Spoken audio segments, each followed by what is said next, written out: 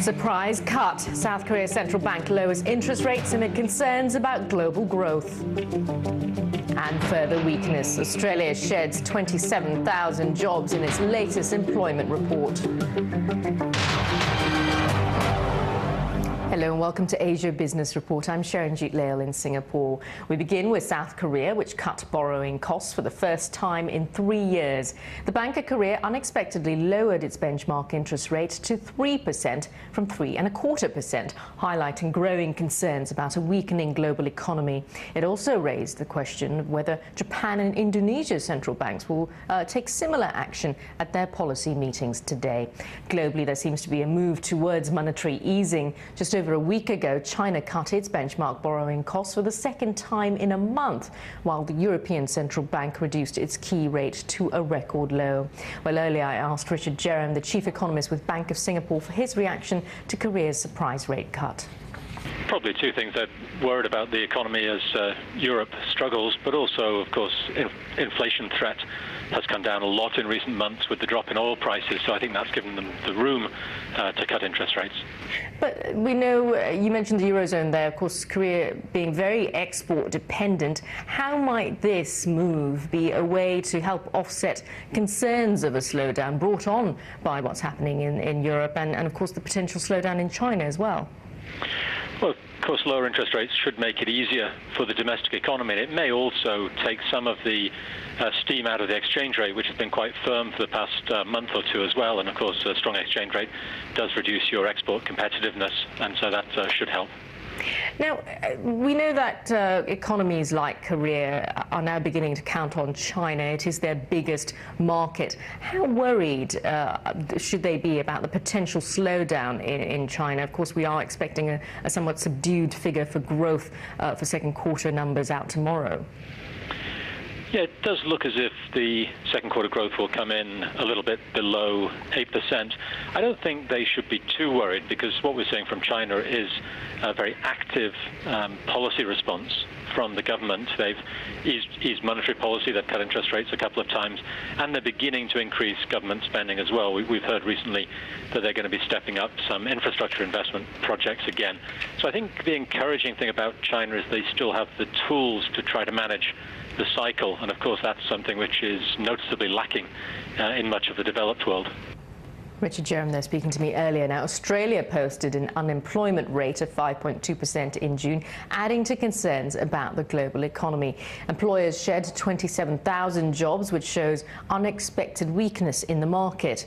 And with some analysts saying this may spur the country's central bank to cut rates as well. The BBC's Duncan Kennedy has more from Sydney. Well, you've only got to take a look at the job adverts in the newspapers here to see how tough it's getting on the employment front. There simply aren't the same numbers of adverts around. In fact, the number of job adverts dropped more than 3% in June, and internet job ads are 8% down compared with a year ago. So what do the experts think is happening in the jobs market? There are still significant job gains in a lot of service-related areas, and that's mainly in health and professional services, and of course in mining, and that's driving a lot of direct mining jobs, but also the jobs related to that sector in all those groups that service the mining sector. If you look at some of the other indicators, like the number of people receiving unemployment benefits from the government, they're trending up slightly, very slowly. Among those having a tough time are Fairfax Media and Qantas, all of which will feed through to the unemployment figures. But there are still a few glass-half-full areas in the economy, including naturally mining and, surprisingly, tourism. The Flight Centre company, which offers cheap flights, says it's to take on an extra 500 sales staff in Australia to cope with increasing demand. The last few months, yeah, things have been up and down a bit, so I'm a bit cautious about what's going to happen in the next year or so. But when it comes to employment overall, the word on most economists' lips is weakness. In other words, job losses, with the figures going up from their current range of just over 5% at the moment towards 6% by the end of the year. Duncan Kennedy there in Sydney. Now, India is one country that has been cutting rates as well, though with limited success. It releases its industrial output figures later today, which may show the country's overall pace of growth remains weak. The BBC's Yogita Limaya has more from Mumbai. India's industrial production figures for May are expected to be better than April, but only marginally. Factory output had virtually stalled in April at just 0.1%. The reason we are looking at these figures is because they are a key indicator of what direction the economy could take in the months ahead.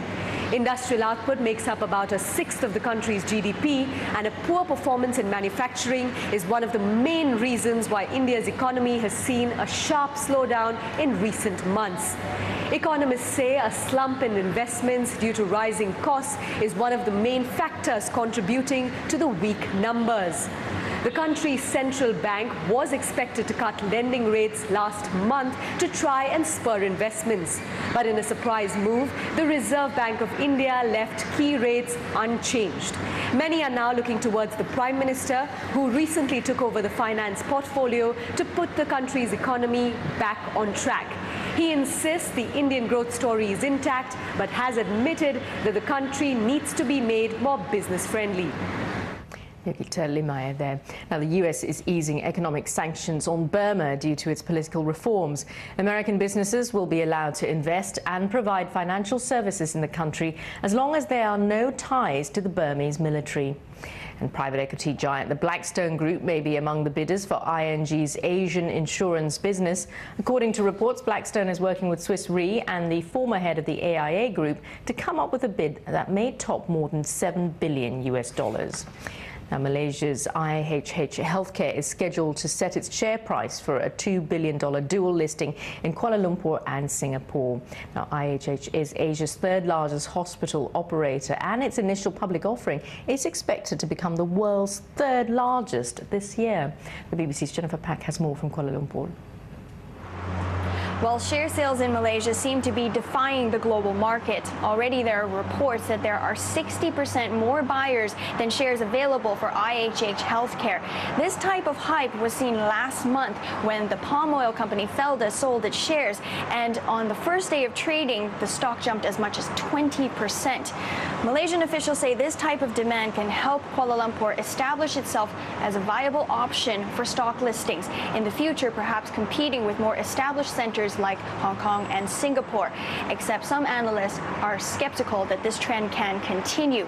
IHH and Felda are both state-owned companies, and most of the buyers are domestic institutions. With an election just around the corner, the government has thrown its full backing behind the listings, almost guaranteeing their success. What the Malaysian Stock Exchange has not been able to do, though, is attract major listings from global companies, and it is still smaller than its regional rivals. So the worry for Malaysia is that as the global economy recovers, that share sales will once again focus back on Hong Kong and Singapore, and then Malaysia will have to work that much harder to become the top choice for investors. Jennifer Pack there in Kuala Lumpur. Well, earlier I spoke to Dr. Milind Subnis, the principal healthcare consultant with Frost & Sullivan, and I asked him what makes healthcare companies so attractive to investors. It's currently at $300 billion and is going to grow to around $420 billion by 2015. So it's a huge growth opportunity, and that's what these companies are looking at. And indeed, a growth opportunity for the likes of medical tourism. We've seen countries like Singapore and Thailand do particularly well in that regard. How much more is that expected to grow, and where else in Asia? Yeah, it's a good point, actually. Medical tourism is huge. If you look at the five top players, Singapore, Thailand, as you mentioned, India, Turkey, and Malaysia. So if you look at these collectively account for about $3 billion US in 2010, and in 2015 they are going to grow to about $7.2 billion. So essentially it's a huge opportunity. Now, when you look at healthcare, actually it's very simple. If you break it down into three main requirements that healthcare has, one is cost, other is quality, and access. So essentially, what is driving this healthcare medical tourism? And that is these 3 points. There are people looking at cost cuttings in the US who are coming down, and essentially that they are looking to cut costs, and that's why they are coming to countries like India. Then there are people from UK where the healthcare services is good for the basic level, but when it comes to tertiary level, the waiting times are huge, and so access is a problem. Dr. Milind Subnis there. A very quick look at the markets now, because they are all lower. We did see that surprise rate cut from the Bank of Korea, suggesting that perhaps the economy there is worse off than expected, as well higher unemployment figures from Australia.